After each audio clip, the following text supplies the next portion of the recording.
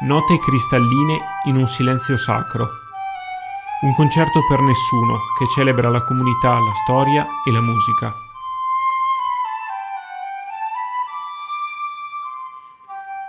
Protetta dalle quattrocentesche pareti dell'oratorio dei Santi Sebastiano e Rocco alla Valle, una sinfonia eseguita da una giovane flautista cornudese ricorda una tradizione che da 2 anni si svolge in silenzio. Note che ricoprono ancora un ruolo simbolico di resilienza in una situazione dove ancora bisogna rifuggire il contatto umano. L'antico oratorio è permeato d'arte. Affreschi e marmorini accompagnano lo sguardo del visitatore e lo catturano con i dettagli curati. Non manca il lato storico, testimoniato da una pietra tombale in marmo bianco con lo stemma nobiliare della famiglia Bettis, che al suo interno custodisce le spoglie di numerosi discendenti. Pare che l'oratorio sia nato quando la peste imperversava nella zona di Cornuda, oppure per il passaggio delle reliquie di San Rocco nelle vicinanze.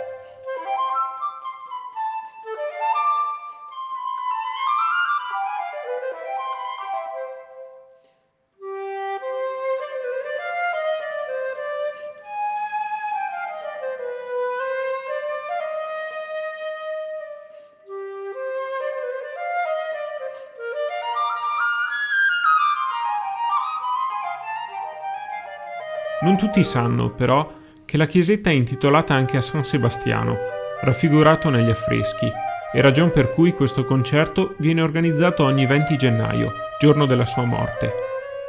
San Sebastiano era un militare romano che ha sostenuto la fede cristiana e anch'esso veniva invocato contro la peste.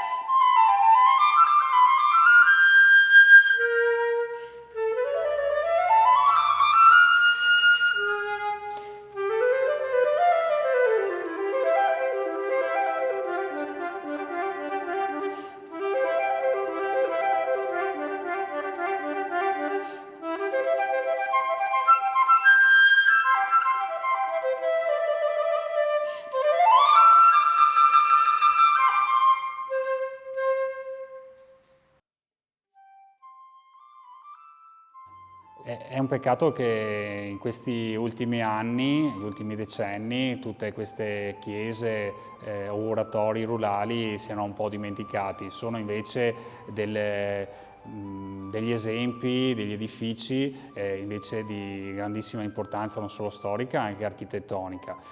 Tra l'altro viviamo proprio in un momento di pandemia e questa chiesa, che è dedicata ai santi di San Rocco e San Sebastiano, è stata proprio costruita nel 1300 proprio per una dedica delle popolazioni a questo passaggio dalla pandemia che c'era allora, della peste, alla salute, ecco, che era ritornata alla popolazione. Quindi dovrebbe essere forse ancora più valorizzata in questo periodo di Covid.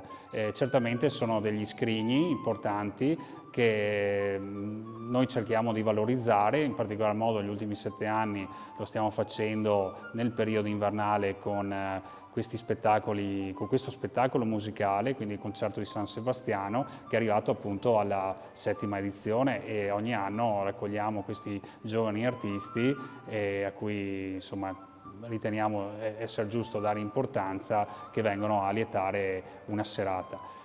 Purtroppo il Covid non ha permesso, almeno nelle ultime 2 edizioni, la possibilità di avere pubblico, e quindi abbiamo fatto l'assessorato alla cultura, in particolar modo l'assessore Viviani, a creare questi concerti che perlomeno si possono ascoltare da casa attraverso il computer e quindi attraverso i filmati che sono appunto stati realizzati.